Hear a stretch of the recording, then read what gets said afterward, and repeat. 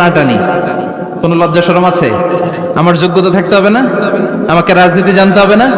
আমাকে যদি আজকে বলে মিজানুর রহমান আজহারী আপনি অনেক কোয়ালিফাইড লোক, আপনি কালকেই দেশের প্রধানমন্ত্রী, আমি ওই জায়গায় বেহুশ।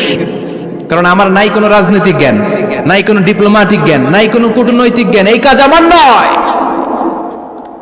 এজন্য লাজুকতার বড় দরকার। যেখানে যার বসা দরকার সে সেখানে যাবে। কিয়ামতের আগে যেই লোক যেই চেয়ারে বসার দরকার ওই লোক ওই চেয়ারে বসবে না। এটা হলো কিয়ামতের আলামত। জোরে কোন ঠিক কিনা? সভাপতি হওয়ার যোগ্যতা নাই, সভাপতি হয়, আছে না নাই? সেক্রেটারি হওয়ার যোগ্যতা নাই, সেক্রেটারি হয়, এরকম সমাজে আছে না নাই? নেতা হওয়ার যোগ্যতা নাই, নেতা হয়, আছে না নাই? সবগুলো কিয়ামতের আলামত। আমার বিশ্বনবী এমন লাজুক ছিলেন, বিশ্বনবীর মতো এমন লাজুক নবী আর কেউ ছিল নাকি?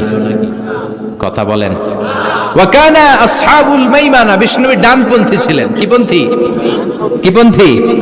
মুষ্টিবদ্ধ ডান হাতটাকে এরকম উপরের দিকে করেন আর চিৎকার করে বলেন বিশ্বনবী কোন পন্থী ছিল?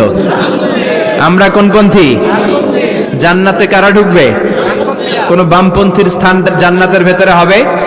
চিৎকার করে বলেন কোন নাস্তিক জান্নাতে ঢুকতে পারবে? এজন্য নবীদের মতো ডানপন্থী হতে হবে। যেরকম ঠিক কিনা?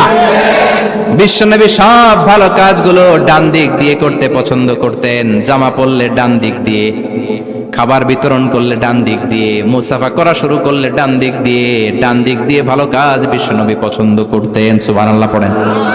আসহাবুল মাইমানা, বিশ্বনবী মেহমানদারি করতে পছন্দ করতেন। আমরা করি তো? মেহমানদারি করান? মেহমান ঘরে আসলে ভালো লাগে? খারাপ লাগে কার কার দেখি? সবার ভালো লাগে, কিন্তু আমরা অনেকে খুশি হই না। মেহমান আসলে নাখোশ হই, নিজে খাইতে পাই না। মেহমান আইছে কে? খাওয়ামু করতে, খাওন নাই, যেন ও খাওন বানাইছে। খাওন পাঠায় কে? রিজিক দেয় কে? গোটা বিশ্বের সবাই মিলে আমরা একটা চাল বানাতে পারবো নাকি? ও মিয়া চাইনিজ চাউল না, চাইনিজ ডিম না, ওগুলো সবাই পারে, ঠিক কিনা?